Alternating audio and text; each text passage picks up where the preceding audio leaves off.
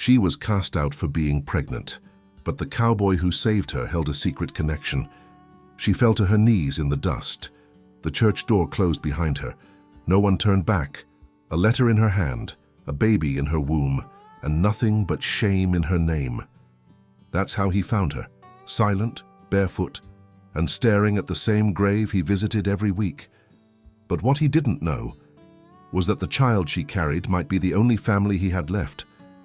Why did her voice sound like someone he'd lost? Why did she flinch when he mentioned his mother's name? This isn't just a story about saving someone, it's about discovering that you've always been part of their story too. The morning sun cast long shadows across Silver Ridge, Wyoming, painting the dusty street in shades of judgment and sorrow. Jake Callahan sat atop his horse, Tempest, watching the weekly ritual of small-town cruelty unfold before the Methodist church. She couldn't have been more than 19, with auburn hair that caught fire in the morning light and a belly that showed 6 months of a secret she could no longer hide. The congregation had waited until after the sermon, wouldn't want to miss their weekly dose of righteousness, before casting her out like spoiled meat. "Jezebel!" Mrs. Harrington's voice cut through the morning air like a rusty blade. "Harlot, you shame this holy place." The girl, Jake had seen her around town but never learned her name, stood on the church steps, chin raised despite the tears tracking through the dust on her face. In her hand, she clutched a letter and a worn bonnet that might have once been white. "Please," she said, her voice carrying an accent Jake couldn't quite place. Irish, maybe, or something older. "I have nowhere else." "Then you should have thought of that before spreading your legs. This is from Thomas Harrington, the banker's son, his face twisted with the particular cruelty of those who've never known hardship." The congregation murmured agreement, a chorus of self-righteousness that made Jake's jaw clench.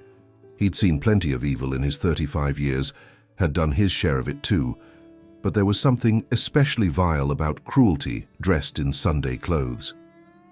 The girl turned, her dignity intact despite their efforts to strip it away.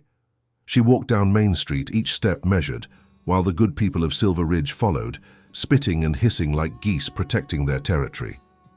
Jake had planned to visit his mother's grave and move on. He'd been drifting for 15 years, never staying anywhere long enough for the past to catch up. But something about the girl's straight spine and the way she clutched that letter made him hesitate. She made it 3 blocks before her strength gave out. Just past the cemetery gates, where Jake's mother lay beneath a simple stone marked Elizabeth Callahan, beloved mother, 1825 to 1867, the girl's knees buckled. She fell hard, dust puffing up around her like smoke from a failed prayer. The crowd, satisfied with their morning's work, dispersed back to their Sunday dinners. Jake waited until the last of them had gone before dismounting. His boots made soft sounds in the dust as he approached her. She knelt there, staring at his mother's grave with an expression Jake couldn't read. Recognition? Grief? Something deeper? "Miss?" His voice came out rougher than intended. "You hurt?" She looked up at him then, and Jake felt the world tilt. Her eyes were green as spring grass, but that wasn't what stopped his breath. It was the way she looked at him, like she was seeing a ghost. "Jacob," she whispered. "No, you can't be. You're too old. But you have her eyes." Jake's hand moved instinctively to his gun. No one had called him Jacob in 15 years. No, one living knew that name. "I think you have me confused with someone else, miss." But even as he said it, he saw her gaze fix on the scar that ran from his left ear to his jaw, a souvenir from the night his world burned down. She fainted then, crumpling completely. As she fell, something slipped from her bodice. A silver locket on a delicate chain, tarnished with age but unmistakable. Jake's blood turned to ice. He knew that locket. He had seen it every day of his childhood, hanging around his mother's neck. The last time he'd seen it, flames had been eating the walls of their ranch house, and his mother had been pushing him out the window, screaming at him to run. With hands that trembled only slightly, Jake picked up the locket. There, engraved in flowing script, were the initials that confirmed his fears: E.C. and R.C. Elizabeth Callahan and Robert Callahan. His parents. The girl who'd been cast out for Mew, carrying shame, was wearing his dead mother's locket. Jake carried the unconscious girl to his ranch, her weight nothing compared to the burden of questions she'd awakened. The place wasn't much, a line shack he'd bought under an assumed name, far enough from town for privacy but close enough for supplies. He'd been planning to move on soon. Now, with this mystery in his arms, leaving seemed impossible. He laid her on the narrow bed, noting the worn quality of her dress and the calluses on her hands that spoke of hard work. Not a whore, despite what the town thought. A working woman who'd made a mistake or had one forced upon her. The locket lay heavy in his pocket. He pulled it out, studying it in the afternoon light streaming through the dusty window. His father had given it to his mother on their wedding day. She'd never taken it off, not once in all the years Jake could remember. How did this girl come to have it? And more disturbing, how did she know his real name? She stirred, a soft moan escaping her lips. Her hand went immediately to her belly, protective even in unconsciousness.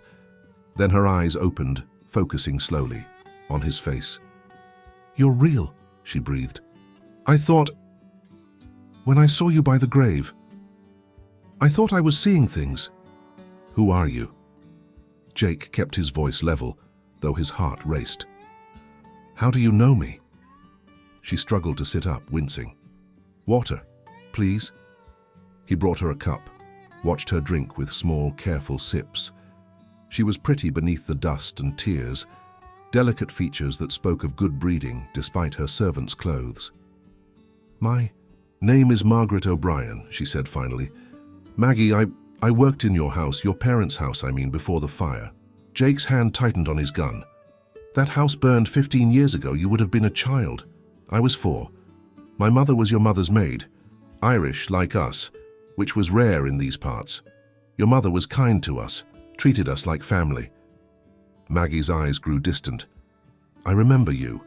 You used to sneak me cookies from the kitchen and teach me letters when you should have been doing your own lessons." Fragments of memory stirred. A little girl with red braids following him around, like a shadow. "Maggie May." She smiled sadly.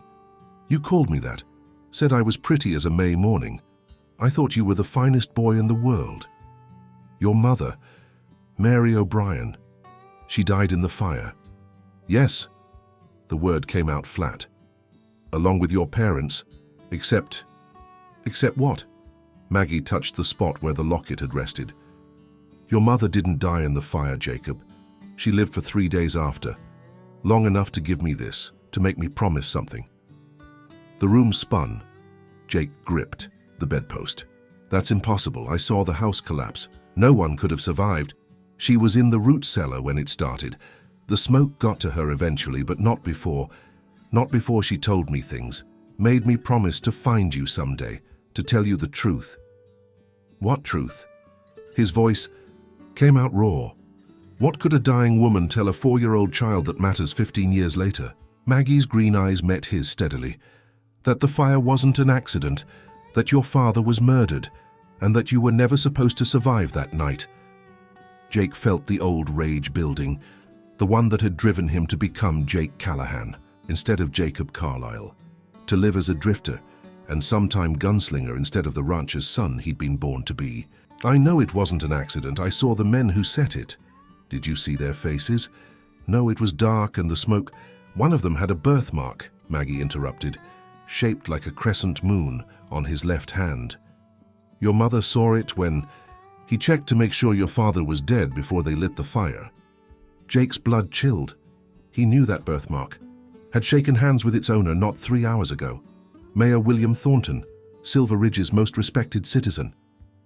"You're saying Will Thornton killed my parents?" Jake's voice was dangerously quiet. "I'm saying that's what your mother told me. She made me memorize it, young as I was.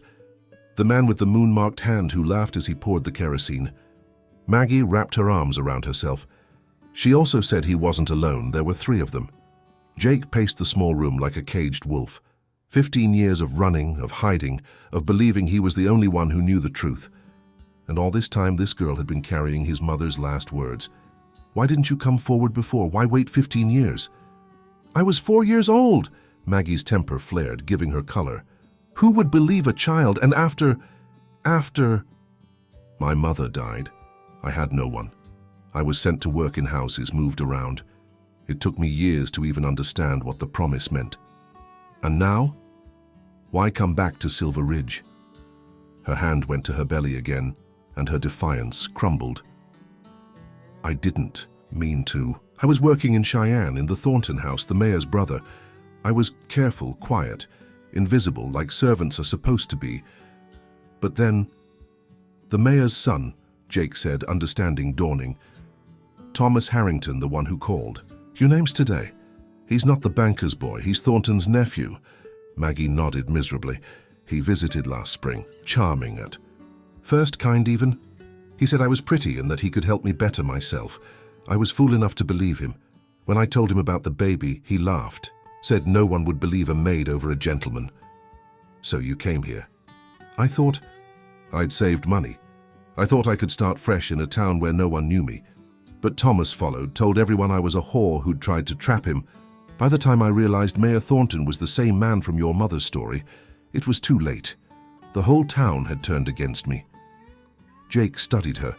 This girl who'd been cast out for the crime of believing a gentleman's lies. You could have sold the locket. It's worth enough to get you far from here. I promised your mother I'd give it to you, that I'd tell you her words. She met his eyes. I keep my promises, Mr. Callahan, even when they cost me everything. A horse whinnied outside, then another. Jake moved to the window, peering through. The curtain. 4 riders approaching, Thomas Harrington in the lead. Seems young Thomas doesn't want you telling any more stories, Jake said, checking his gun. Stay down, stay quiet. Jacob, it's Jake now. Jacob Carlyle died in that fire. He moved toward the door, then paused. That promise you made to my mother was telling me about Thornton, all of it. Maggie bit her lip. No, there was more. But this isn't the time. The door exploded inward. Thomas Harrington stood there, pistol drawn, his handsome face twisted with anger. Thought you'd hide her, Callahan? Thought you'd help this lying whore spread her poison? Get off my property. Boy. Boy? Thomas laughed. I own this town. My uncle owns this territory. And you're harboring a woman who's been spreading lies about good Christian folk. Christian, Jake said the word like it tasted bad. That what you called it when you forced yourself on her? Thomas's face reddened. She came willing enough. They all do when they smell money. Jake moved so fast Thomas didn't have time to react. One moment he was standing in the doorway, the next he was on the ground, Jake's boot on his throat. Here's what's going to happen, Jake said conversationally. You and your boys are going to ride out. You're going to forget this ranch exists. And if I hear you've so much as looked at Miss O'Brien again, I'll forget I'm trying to be a better man than I used to be. You don't know who you're threatening, Thomas wheezed. My uncle killed my parents. Jake let that sink in.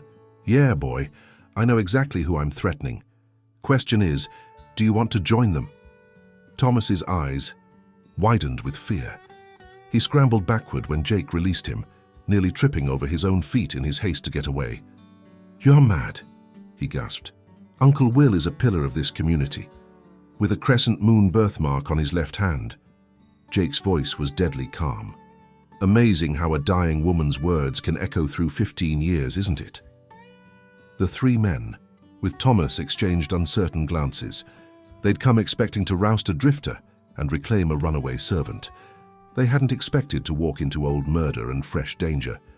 Mount up, Thomas ordered his men, trying to salvage some authority. We'll be back, Callahan, with the sheriff and a warrant. You do that, Jake said. Make sure you bring your uncle.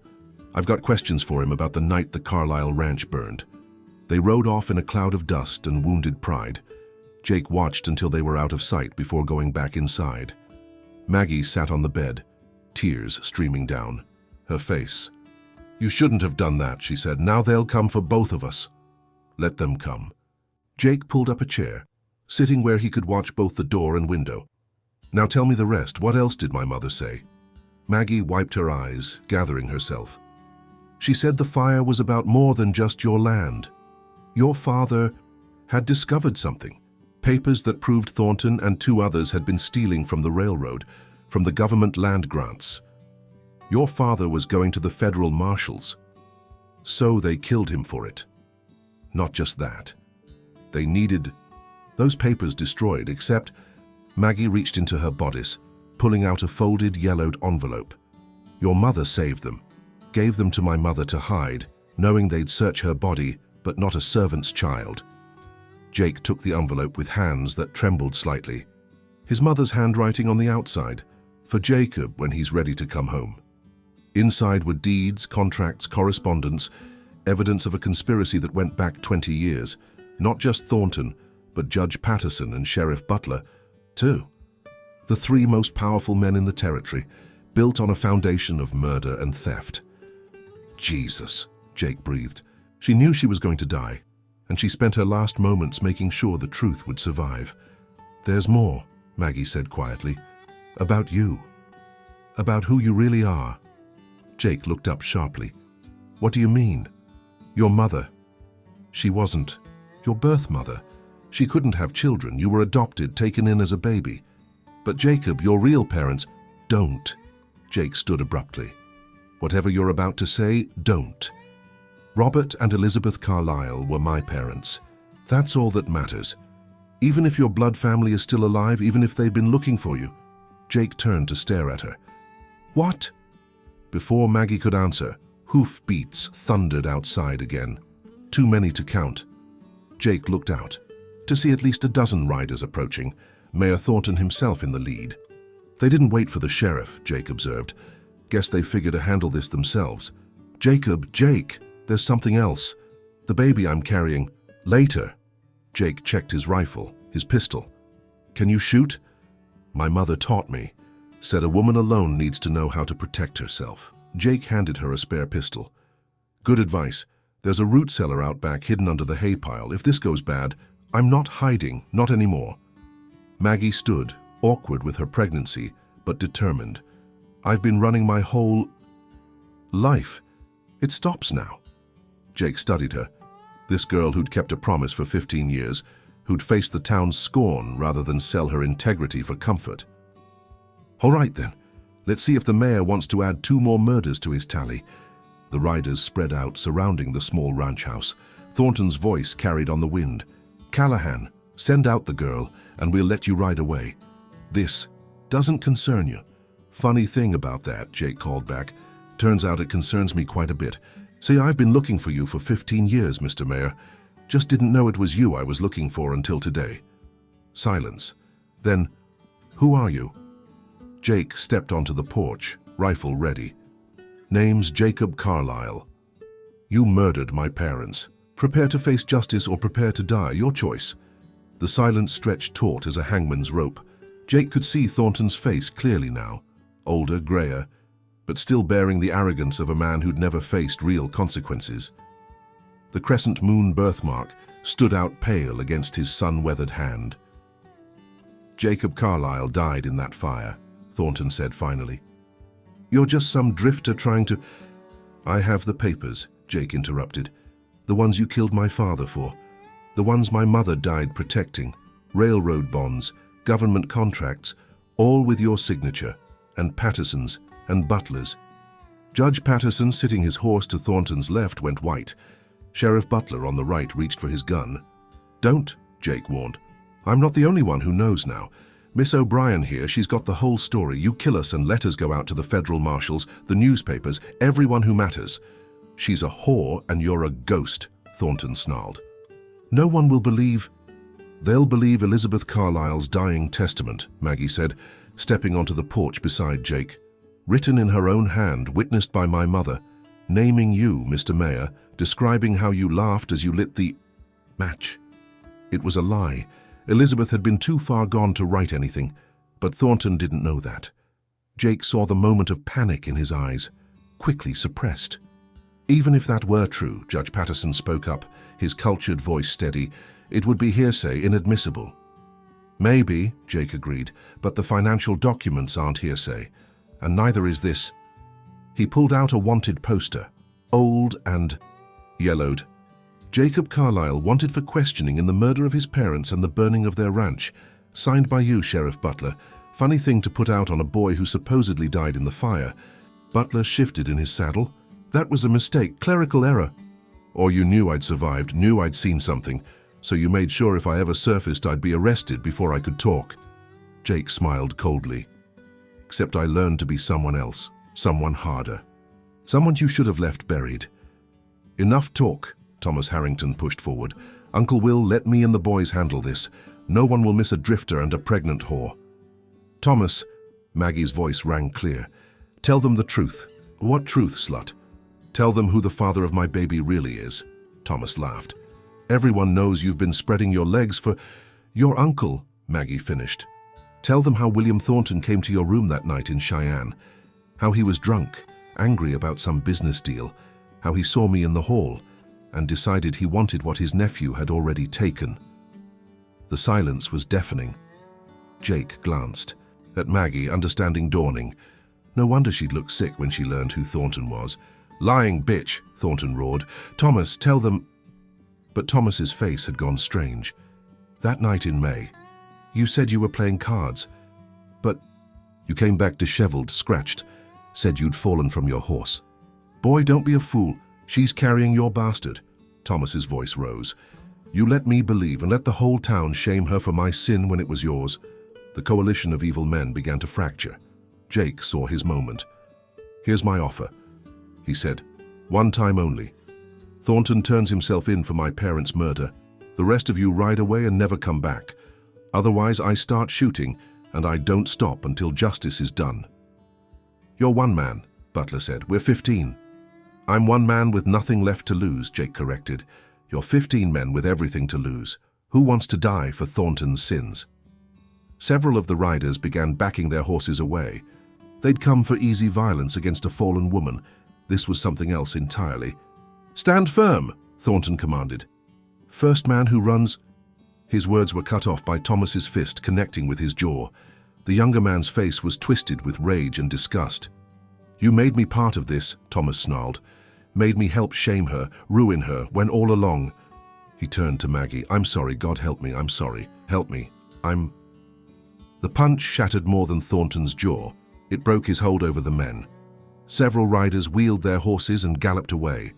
Others dismounted, stepping back, making it clear they wanted no part of what came next. Thornton spat blood, glaring at his nephew.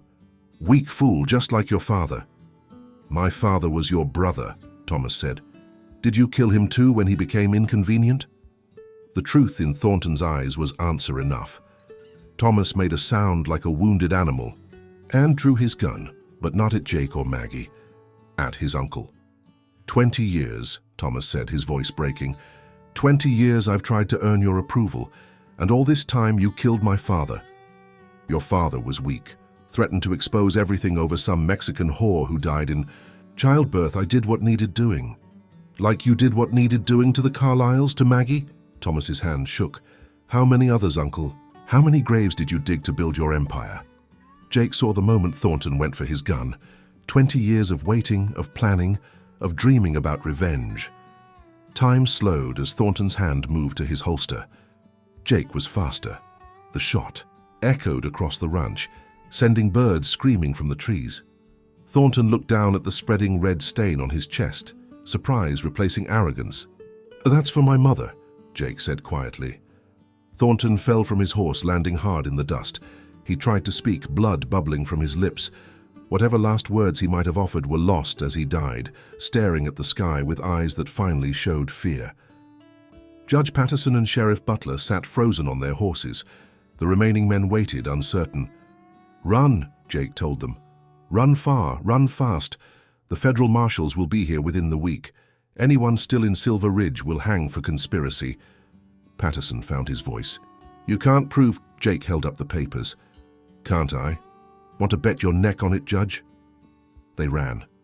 Butler didn't even try to maintain dignity, spurring his horse so hard it screamed. Patterson followed, and the rest scattered like leaves before a storm. Only Thomas remained, still holding his gun, staring at his uncle's body.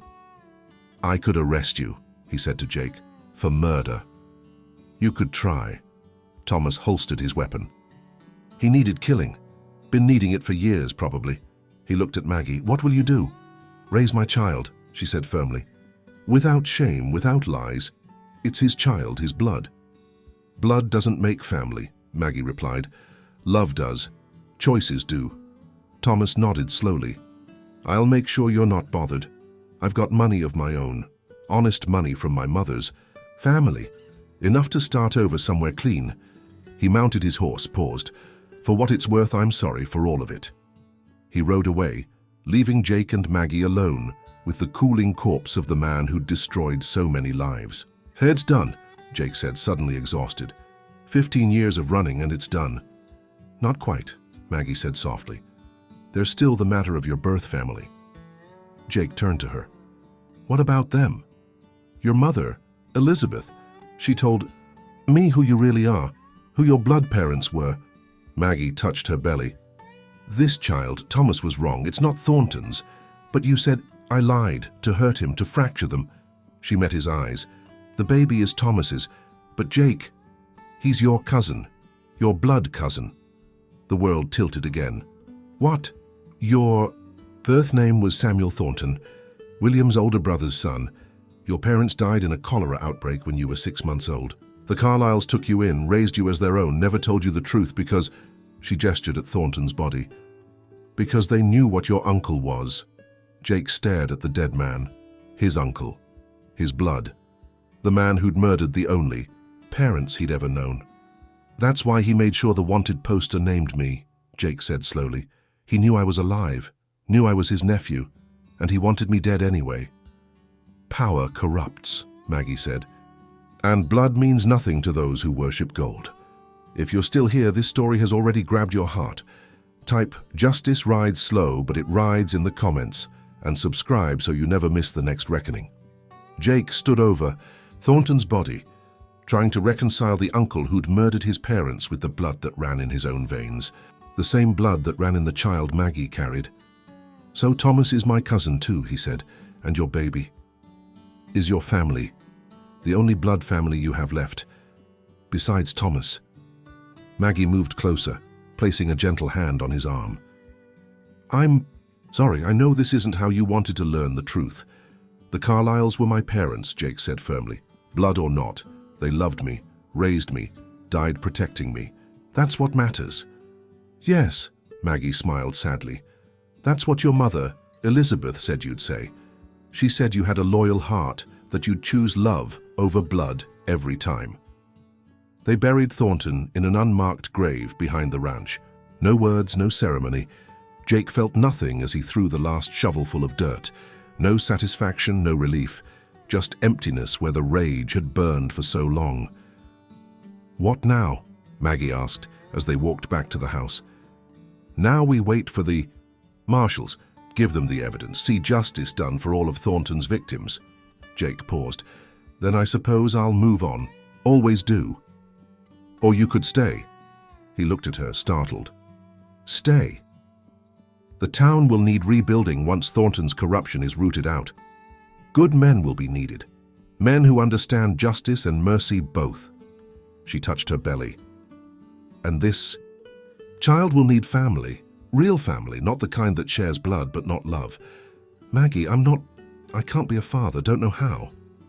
Did the Carlyles know how when they took you in? Sometimes we learn by doing. She met his eyes. I'm not asking you to marry me, Jake. I'm not asking you to be anything but what you are. But this child is your cousin, and I made a promise to a dying woman to bring her son home. Maybe it's time you stopped running. Jake thought about it. 15 years of drifting, of being nobody, of running from a past that had caught up anyway. The ranch could be rebuilt. The Carlyle legacy could live again, not in blood, but in choice. The town won't accept you, he warned. Cast out woman, child born in scandal. The town cast me out when they thought I was nobody. When they learn I helped bring down their corrupt leaders. When they see me standing tall instead of crawling, minds might change. Maggie's chin lifted. And if they don't, then we build our own community. Your mother started taking in strays. That's how my mother came to work for her. Maybe we continue that tradition. A ranch for outcasts and orphans. A home for those who need one. A place where blood matters less than choice. Jake looked around the small ranch, seeing possibilities instead of endings. His parents' dream reborn. Their values lived out. Their love multiplied. All right, he said. We stay, we build, We see what grows from ashes. The federal marshals arrived 3 days later, led by a stern woman named Catherine Hayes, who took no nonsense and suffered no fools. Jake gave her the documents, testified to what he'd witnessed 15 years ago, and 3 days passed. Maggie added her testimony, including her mother's witnessed account of Elizabeth Carlyle's last words. The investigation that followed was thorough and devastating. Patterson and Butler were arrested trying to flee to Mexico. Others fell like dominoes, businessmen, lawmen, politicians who'd grown fat on Thornton's corruption. Silver Ridge convulsed as its power structure collapsed. But power, like nature, abhors a vacuum. New leaders emerged, honest ones, hopefully. The banker whose son had called Maggie a whore was revealed to have been embezzling. The minister who'd cast her out was found to have been taking bribes to look the other way. One by one, the righteous fell, and the cast out were vindicated. Thomas Harrington surprised everyone by returning.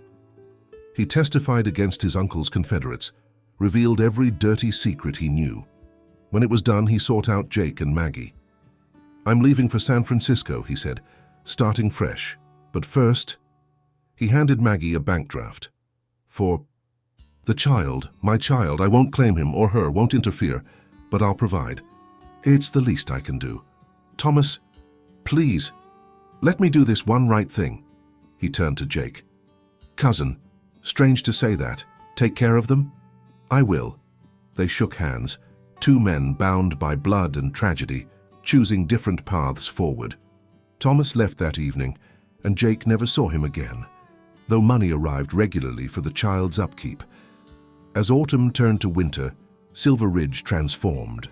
Without Thornton's iron grip, the town breathed freely for the first time in decades, and attitudes began to shift regarding Maggie O'Brien. She'd been the one to stand up first. She'd kept a promise for 15 years. She'd helped bring down corruption. Gradually, the whispers changed from condemnation to respect. Mrs. Harrington, the banker's wife who'd called her Jezebel, came to the ranch with a basket of food and an apology. "I was wrong," she said simply. "Fear made me cruel. Can you forgive an old woman's foolishness?" Others followed. Not all. Some hearts stay hardened regardless of truth. But enough. Enough to make a community. Jake threw himself into rebuilding the Carlisle ranch. The house rose from old ashes, bigger and stronger. He hired hands who needed second chances. Former outlaws looking to go straight. Women with pasts they wanted to forget. Anyone willing to work hard and live honest. And always, Maggie was there, managing the house, keeping the books, growing rounder with child. They fell into partnership as naturally as breathing, two damaged souls creating something whole. "Your mother would be proud," Maggie said one evening, watching the sunset from the porch Elizabeth Carlyle had once loved. "Which one?" Jake asked wryly. "The one who birthed me or the one who raised me?" "Both, I think. Love is love, however. It comes to us." Winter came hard to Silver Ridge that year, but the Carlisle ranch stood ready. Hay in the barn, wood stacked high, larder full. Jake had learned from his father's teachings, remembered despite the years. The ranch thrived as it hadn't in 20 years. On a night when snow fell thick and silent, Maggie's time came. Jake sent for the midwife, but the storm had made roads impassable. They were alone just as they'd been that first day. "Scared?" Maggie asked between contractions. "Terrified," Jake admitted. "I've delivered calves and foals, but this is just another kind of birthing. Trust me, trust us." Through the long night, Jake discovered that courage came in many forms. Maggie faced her labor with the same dignity she'd shown facing the town's scorn. She was magnificent in her strength, transcendent in her determination. As dawn broke clear and cold, a baby's cry pierced the air. A girl, small but perfect, with her mother's red hair and stubborn chin. "Elizabeth," Maggie said without hesitation, "for the woman who saved us both." Jake held his cousin, this child of scandal who would grow up loved, wanted, chosen. Not his daughter by blood, but his by every choice that mattered. "Hello, little Lizzie," he whispered. "Welcome to your complicated family." The midwife arrived as the sun climbed higher, tisking over Jake's amateur doctoring. but admitting he'd done well enough. Word spread quickly through the valley. The cast-out woman had birthed a healthy child, and Jake Callahan had claimed her. As family. Some whispered it was scandal. Others called it redemption. Jake called it a beginning. Spring came early that year, melting snow and old grudges alike. The ranch expanded, taking in those who needed shelter. A woman fleeing a brutal husband, a boy whose parents had died of fever, an old Apache man whose tribe had been forced onto reservations. Elizabeth Carlyle had taken in strays. Now her tradition lived on. "We're building something," Maggie said one evening, watching their makeshift family gather for dinner. "Something good from all that pain." "My mother would have loved this," Jake agreed. "Both of them, actually. The one who birthed me into a legacy of corruption, and the one who raised me to choose better." Little Lizzie gurgled from her cradle, and Jake picked her up, marveling at how small hands could hold such large futures. "What will we tell her?" Maggie asked. "About her father, her bloodline, all of it." "The truth," Jake decided. "All of it. The good and bad alike. Then we'll teach her what my parents taught me, that we're more than our blood. We're the choices we make, the love we give, the stands we take. Even when it costs everything. Especially then." Summer brought unexpected visitors to this ranch. A well-dressed couple from Denver, looking uncomfortable on their rented horses. Jake met them with rifle in hand. Old habits died hard. "Mr. Carlyle?" the woman asked. "Mr. Jacob Carlyle?" "Depends who's asking." "My name is Sarah. Morrison, this is my husband, James. We're your cousins, your birth mother's family." Jake lowered the rifle slowly. "Thornton said all his family was dead. He would have preferred that," James Morrison said dryly. "We represented inconvenient truths. Our mother was William Thornton's sister. She saw what he was becoming and cut ties. We've been searching for you since we learned about the fire." They sat on the porch drinking coffee, filling in 20 years of gaps. The Morrisons were everything the Thorntons hadn't been. Honest merchants who'd built their wealth slowly, ethically. They'd hired investigators, followed rumors, but Jacob Carlyle had vanished like smoke. "It was the wanted poster that finally led us here," Sarah explained. "When we heard about William's death and the investigation, we came as quickly as we could." "What do you want?" Jake asked bluntly. "To know you, if you'll let us. To offer you what's rightfully yours, your mother's portion of the family estate." "She'd want you to have it." Jake glanced at Maggie, who was listening from the doorway with Lizzie in her arms. "I have all I need."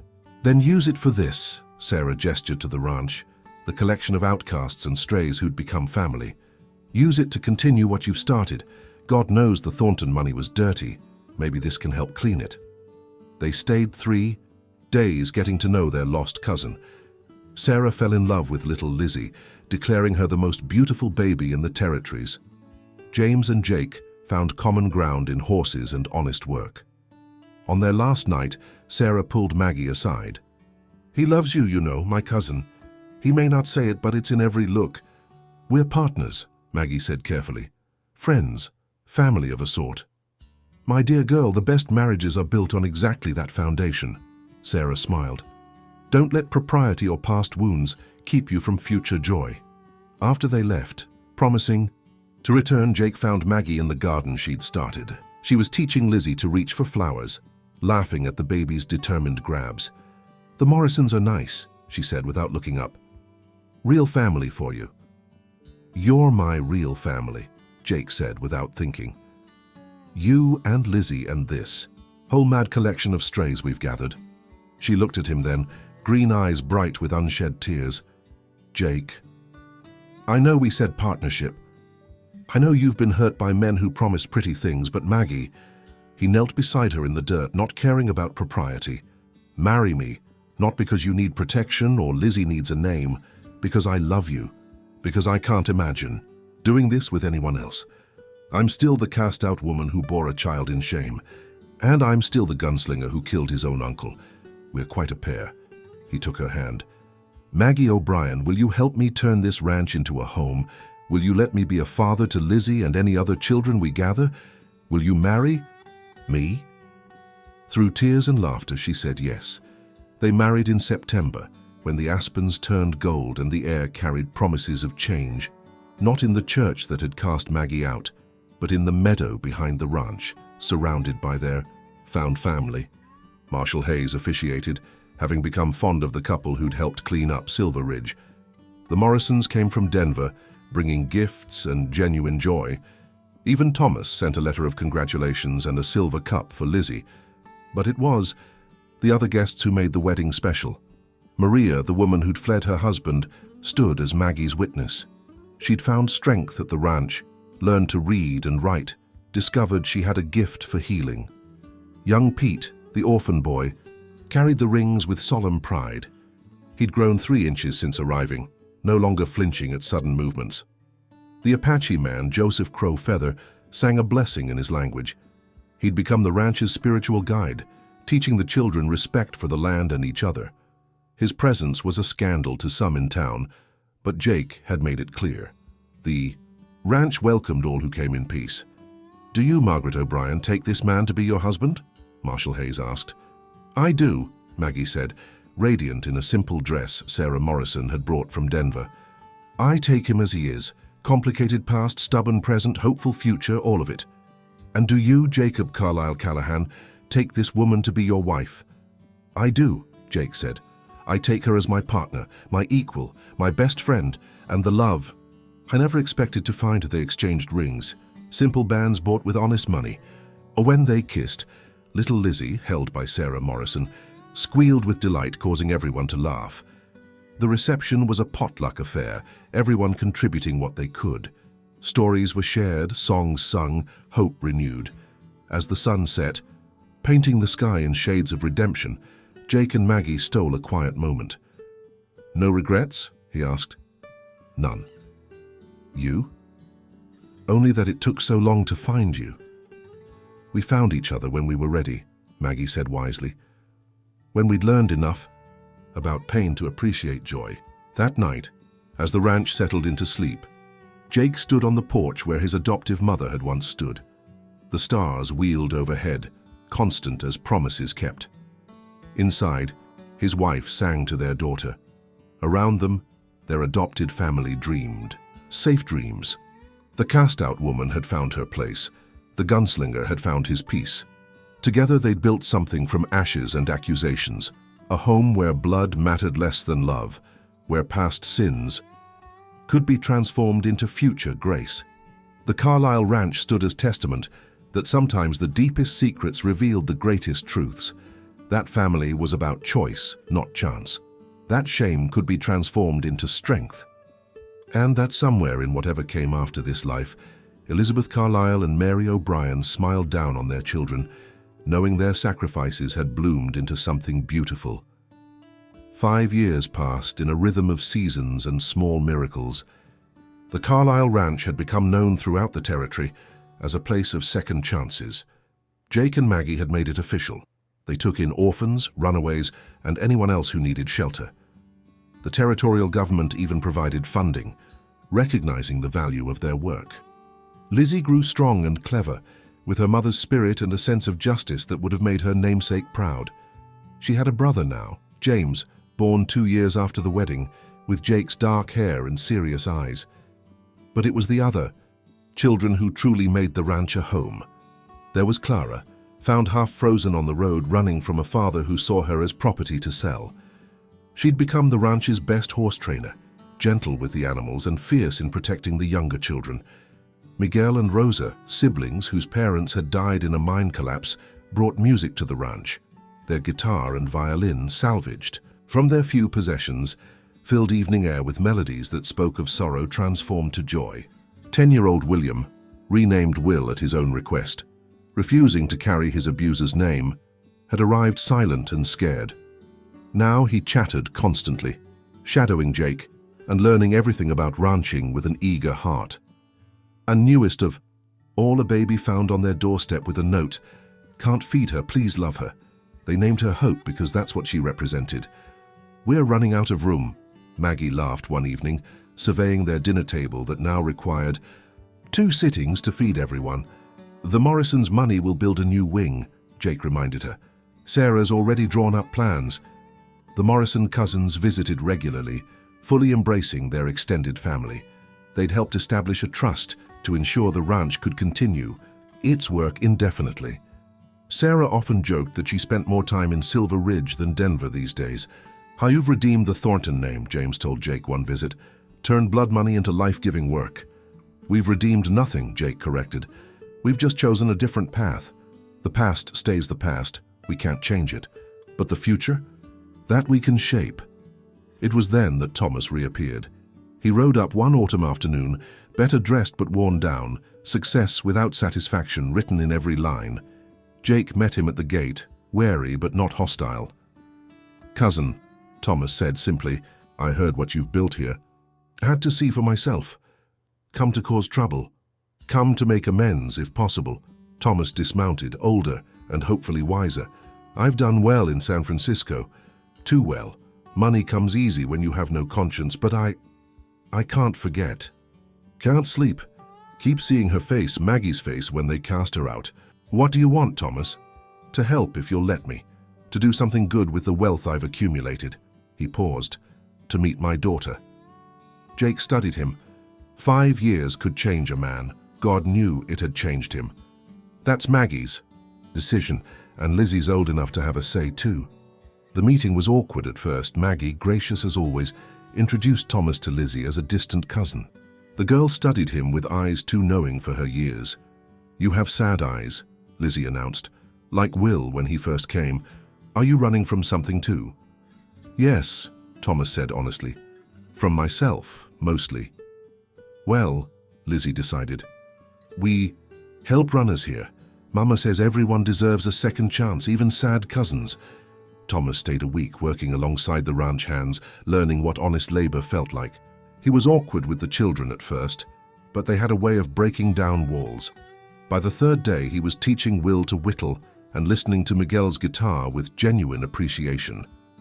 "She's remarkable," he told Maggie one evening, watching Lizzie lead the younger children in a game. "You've done well with her." "Jake's done well," Maggie corrected. "He's been her father in every way that matters. She knows about you. We don't lie to our children here, but Jake is Papa." "As it should be." Thomas was quiet for a moment.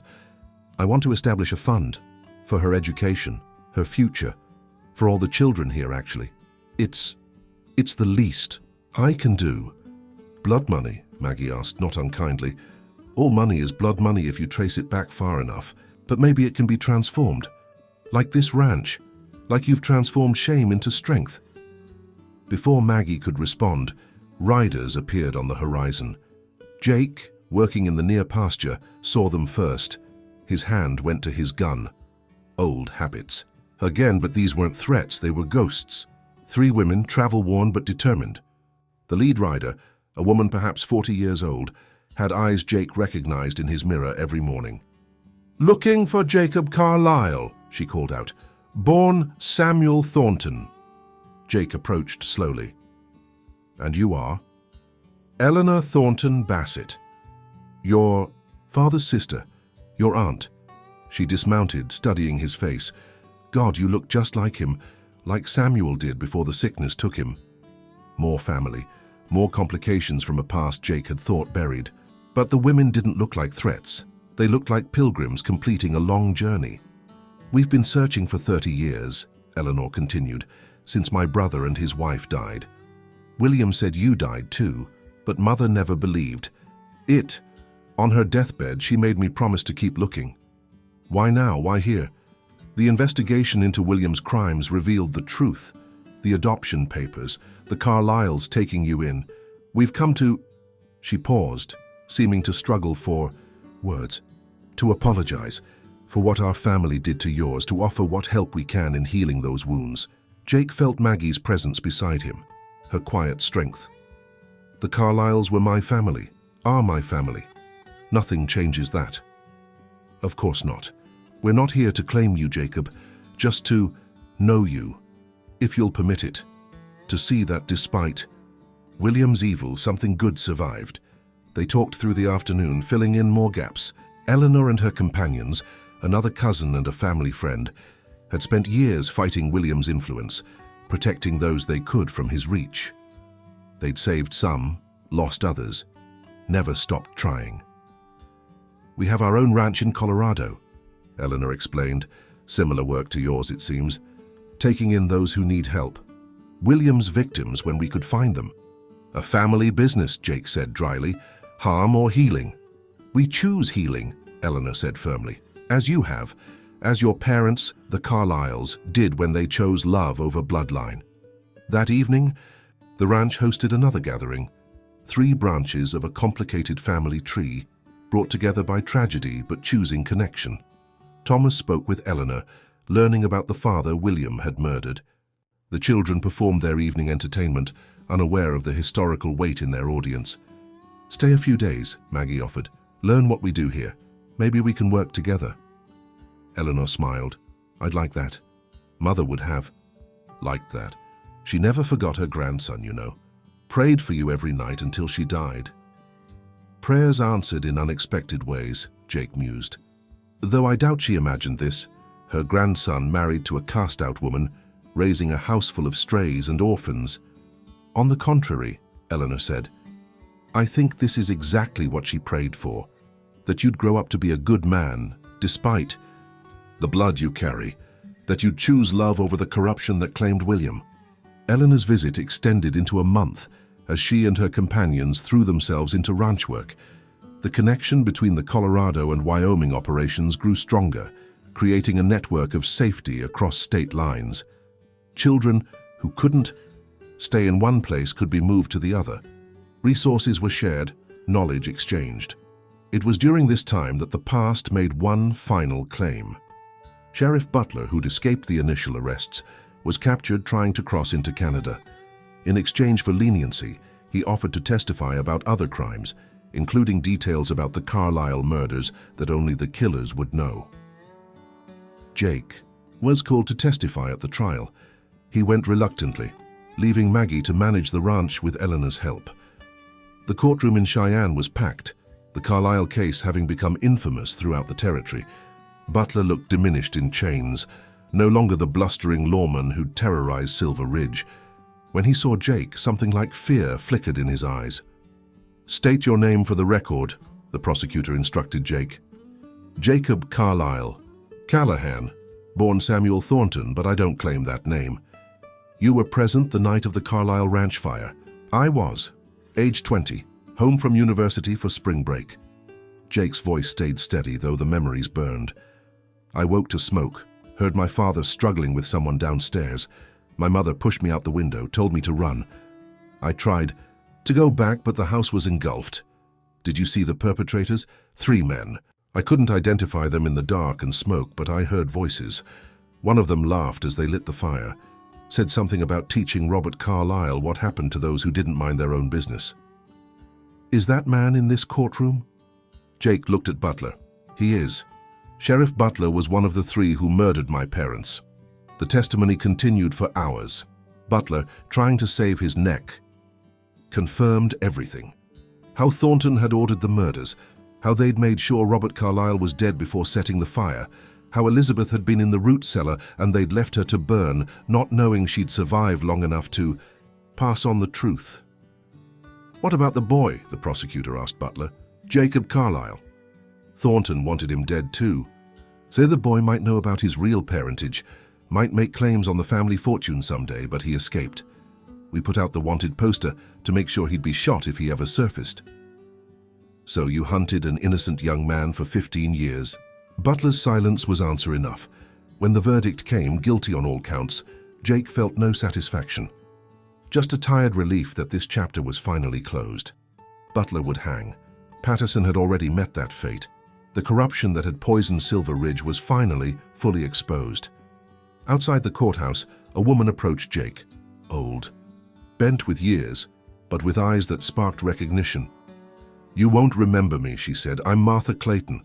I worked in your parents', the Carlyles' house when you were small, before Mary O'Brien and her daughter came. Mrs. Clayton, Jake said, memory stirring. You made the best apple pies in the territory, she smiled. Still do when my hands allow it. I wanted to thank you for seeing justice done, for becoming the man your parents hoped you'd be. She pressed something into his hand. This was your mother's, Elizabeth's. I saved it from the fire, kept it all these years. Seemed right you should have it now. It was a small silver cross on a chain. Jake remembered his mother wearing it, remembered her teaching him to pray, with it clutched in her small hands. "She'd be so proud," Mrs. Clayton said, "both of who you've become and what you've built. That ranch of yours, it's what she always dreamed of, a place where love mattered more than law." Jake returned to the ranch to find it thriving under Maggie and Eleanor's joint management. The women had bonded over shared purpose and plans. Were already forming for a third location in Montana. "We're building an underground railroad," Maggie explained excitedly. "Not for slaves this time, but for children escaping abuse, women fleeing violence. Safe houses across 3 states. Funded how?" Jake asked, ever practical. "The Morrison fortune, the Bassett resources, and Thomas has pledged significant support," Eleanor said. "Plus, we're getting government backing. Turns out, having a federal judge's cousin involved opens doors." David Morrison, Sarah's son, had indeed become a federal judge, using his position to advocate for children's rights and protection laws. The network of family, blood adopted and chosen, was creating real change. But it was the children who showed the true success of their work. Clara had started teaching the younger ones to read, discovering a gift for education. Miguel's music had attracted the attention of a traveling conductor who offered to sponsor his musical education. And Lizzie had announced she wanted to be a lawyer. "Like the lady prosecutor who made the bad man tell the truth," she explained seriously. "I want to help people who can't help themselves." "That's a big dream for a little girl," Thomas said. He'd returned for the trial, offering support. "Mama, I was a little girl when she made a big promise," Lizzie countered, "and she kept it. I can do big things too." Thomas looked at Maggie with something like awe. "She's got your spirit." "And your stubbornness," Maggie replied, "though she uses it for better purposes." The conversation turned to the future. With Butler's execution scheduled and the last of Thornton's network dismantled, Silver Ridge could finally heal. The town had elected new leaders, honest ones. The church had a new minister who preached inclusion rather than judgment. "Will you stay?" Maggie asked Thomas. "There's work here if you want it, good work." Thomas considered. "I've made my fortune in San Francisco. Maybe it's time to use it for something meaningful." He looked at Lizzie. "If my daughter will have me around, as Uncle Thomas, nothing more." Lizzie studied him with those 2 wise eyes. Everyone deserves a second chance, even sad uncles who are learning to be better. That night, as the extended family gathered for dinner, Jake reflected on the strange paths that had led them all here. A cast-out woman and a running man building a family from fragments, blood relatives who chose connection over corruption, strangers who became essential.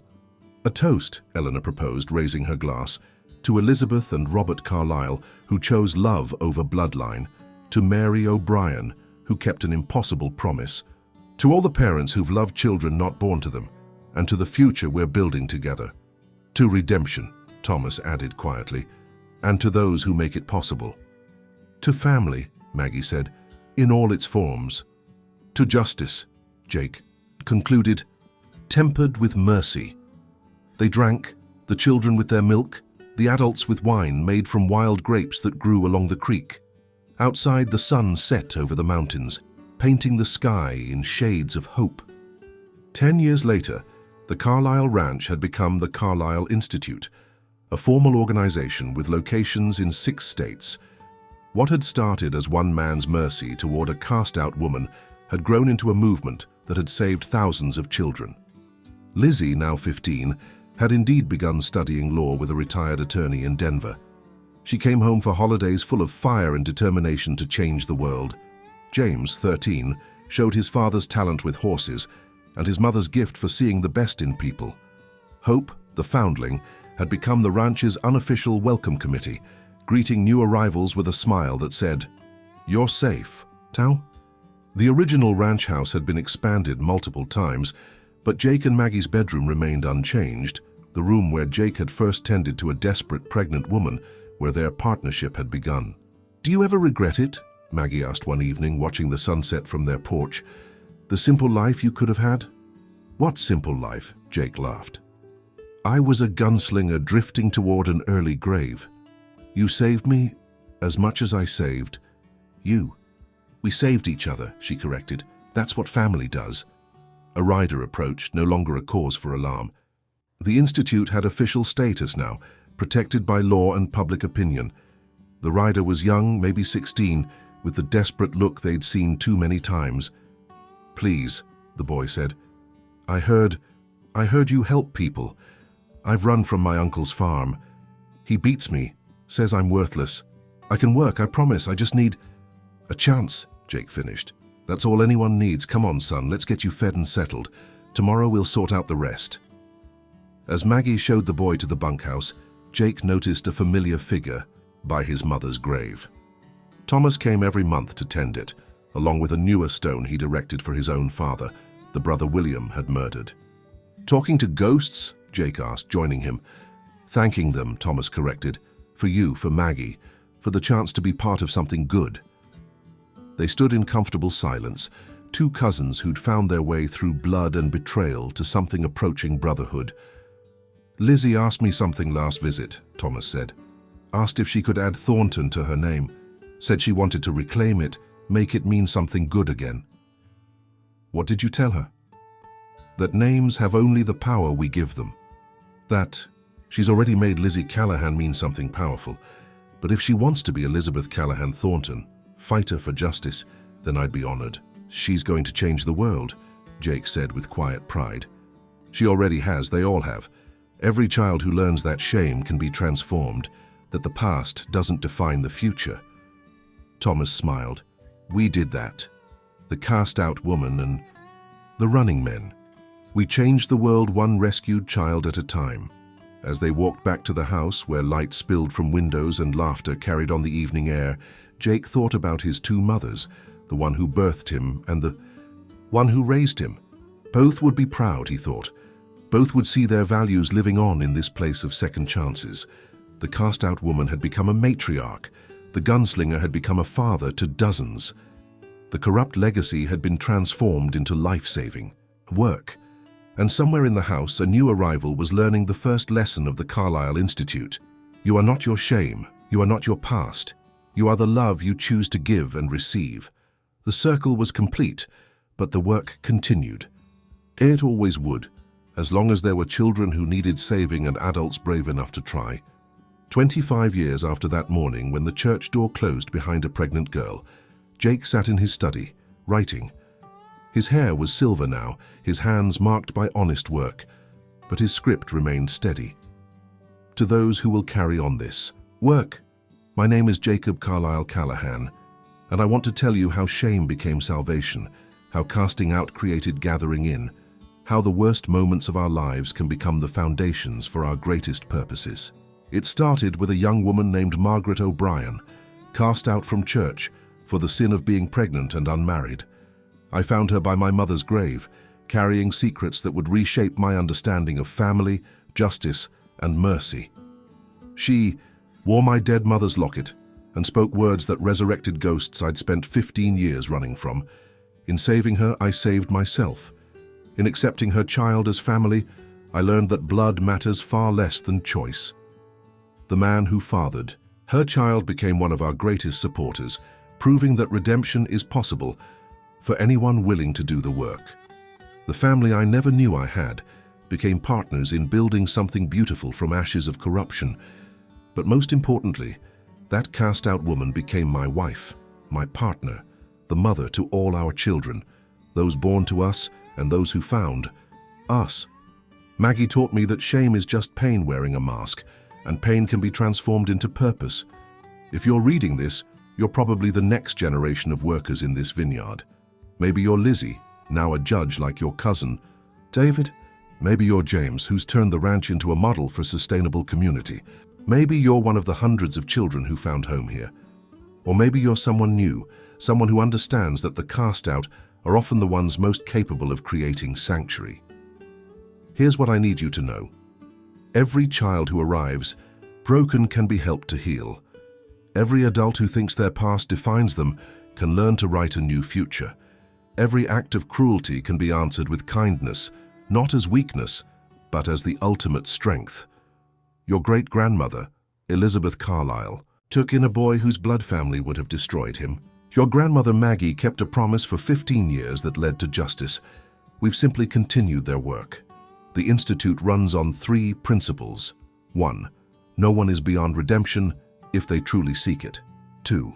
Family is created by choice, not chance. 3. The cast out often become the most capable of compassion. We've saved thousands, but there are always more who need saving. The work never ends, but neither does the joy of seeing a child learn to smile again, a woman stand tall after years of cowering, a man discover he can be more than his worst mistakes. When you face challenges, and you will, remember Maggie. Standing on those church steps, spine straight despite the spitting crowd. Remember that dignity can't be taken, only surrendered. Remember that sometimes the person you save is carrying the key to your own salvation. Take care of the roses.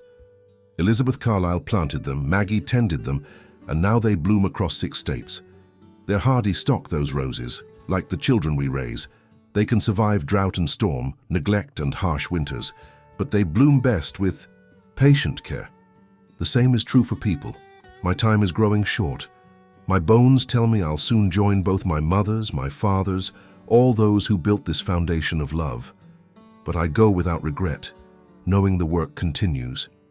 Save them all, if you can. Love them all regardless, and remember, we were all cast out once in one way or another. It's what we do after that defines us. With love and hope for the future, Jacob Carlyle Callahan, founder. With Margaret O'Brien Callahan of the Carlyle Institute, where shame becomes strength.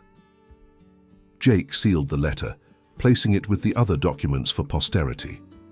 Outside his window, he could see the newest arrivals, 3 siblings whose parents had died in a factory fire, leaving them orphans in a hostile world.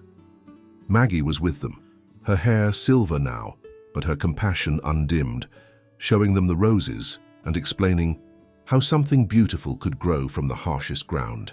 The funeral of Jacob Carlyle Callahan drew thousands. They came from every state where the Institute operated, many traveling for days to pay their respects. Former children, now adults with children of their own. Women who'd found safety and strength. Men who'd learned that gentleness wasn't weakness. Lizzie, now Judge Elizabeth Callahan Thornton, spoke at the service. At 40, she was everything Jake and Maggie had hoped. Brilliant, compassionate, and absolutely committed to justice. My father, she said, was not my father by blood. He chose to be my father when my biological father chose shame over responsibility. He taught me that family isn't about shared genetics but shared values. He and my mother built this institute on a simple principle: everyone deserves a second chance.